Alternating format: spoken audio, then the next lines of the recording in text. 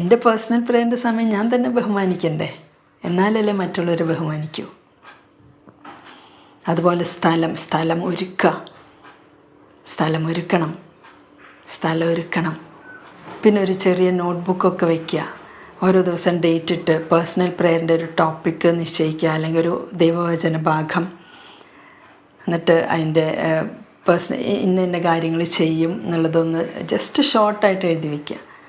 അതങ്ങനെ തന്നെ ഫോളോ ചെയ്യാൻ പറ്റിയില്ലെങ്കിലും എന്തെങ്കിലും ഫോളോ ചെയ്യുമല്ലോ. അറ്റ് ദി എൻഡ് റിവ്യൂ എഴുതുക, പേഴ്സണൽ പ്രേയറിന് ഇന്ന് എന്തൊക്കെ സംഭവിച്ചു. അപ്പോൾ കുറച്ച് ദിവസം കഴിഞ്ഞ് നമുക്ക് തന്നെ അതെടുത്ത് നോക്കും. ഇന്ന ദിവസം ഞാൻ ഇന്നത് ചെയ്തപ്പോൾ ഇന്ന ഇൻസ്പിറേഷൻ കിട്ടി, ഇന്ന ഇൻസൈറ്റ് കിട്ടി, ഇന്ന് ഈശോയോടാണ് പ്രാർത്ഥിച്ചത്, അല്ലെങ്കിൽ ഇന്ന് പരിശുദ്ധ റുഹായോടാണ് പ്രാർത്ഥിച്ചത്, അല്ലെങ്കിൽ അബ്ബാ പിതാവിനോടാണ് പ്രാർത്ഥിച്ചത്. അതൊക്കെ എഴുതി വയ്ക്കുക. എഴുതി വയ്ക്കുമ്പോൾ അതൊന്നും കൂടെ രൂഢമൂലമാകും. കുറച്ച് കഴിഞ്ഞിട്ട് നമുക്ക് തീരെ ഇൻട്രസ്റ്റ് ഇല്ലാത്ത സമയത്ത് ഈ എഴുതി വെച്ചതൊക്കെ ഒന്ന് വായിച്ച് നോക്കുമ്പോൾ നമുക്ക് തന്നെ ഒരു ഉഷാറാവും. അപ്പോൾ ചെറിയൊരു നോട്ട്ബുക്ക് വയ്ക്കുക. സ്വന്തമായിട്ടുള്ള പേഴ്സണൽ ബൈബിൾ തന്നെ ഉപയോഗിക്കുക.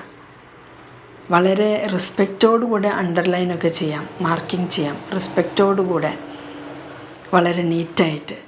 പിന്നെ മാലാഖമാരൊക്കെ വിളിക്കുക.